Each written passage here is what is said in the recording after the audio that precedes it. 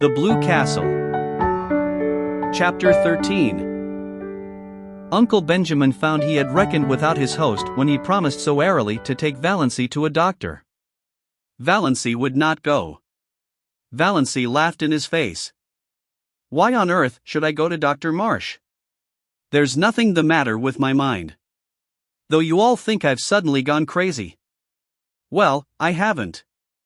I've simply grown tired of living to please other people and have decided to please myself. It will give you something to talk about besides my stealing the raspberry jam. So that's that." "Doss," said Uncle Benjamin, solemnly and helplessly, "you are not like yourself."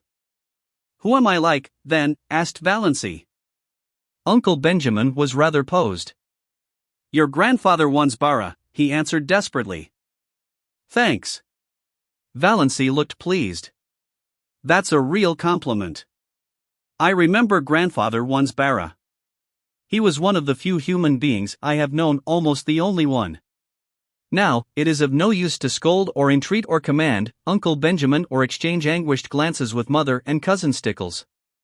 I am not going to any doctor. And if you bring any doctor here, I won't see him. So what are you going to do about it?" What indeed? It was not seemly or even possible to hail Valancy Dr. Wards by physical force. And in no other way could it be done, seemingly. Her mother's tears and imploring entreaties availed not. "Don't worry, Mother," said Valancy, lightly but quite respectfully. "It isn't likely I'll do anything very terrible. But I mean to have a little fun." Fun. Mrs. Frederick uttered the word as if Valancy had said she was going to have a little tuberculosis. Olive, sent by her mother to see if she had any influence over Valancy, came away with flushed cheeks and angry eyes. She told her mother that nothing could be done with Valancy. After she, Olive, had talked to her just like a sister, tenderly and wisely, all Valancy had said, narrowing her funny eyes to mere slips, was, "I don't show my gums when I laugh." More as if she were talking to herself than to me. Indeed, Mother, all the time I was talking to her she gave me the impression of not really listening. And that wasn't all. When I finally decided that what I was saying had no influence over her, I begged her, when Cecil came next week, not to say anything queer before him, at least. Mother, what do you think she said? "I'm sure I can't imagine," groaned Aunt Wellington, prepared for anything. "She said, I'd rather like to shock Cecil. His mouth is too red for a man's." Mother, I can never feel the same to Valancy again.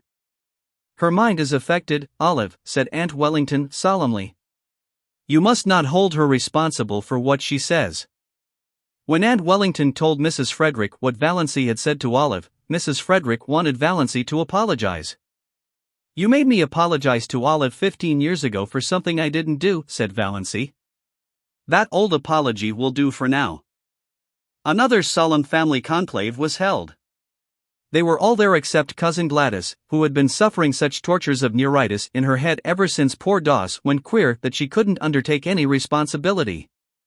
They decided, that is, they accepted a fact that was thrust in their faces, that the wisest thing was to leave Valancy alone for a while, give her her head as Uncle Benjamin expressed it, keep a careful eye on her, but let her pretty much alone.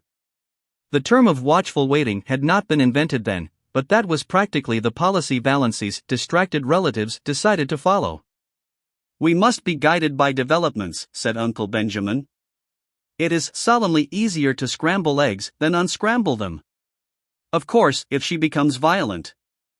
Uncle James consulted Dr. Ambrose Marsh. Dr. Ambrose Marsh approved their decision. He pointed out to irate Uncle James, who would have liked to lock Valancy up somewhere, out of hand, that Valancy had not, as yet, really done or said anything that could be construed as proof of lunacy, and without proof you cannot lock people up in this degenerate age. Nothing that Uncle James had reported seemed very alarming to Dr. Marsh, who put up his hand to conceal a smile several times. But then he himself was not a Stirling.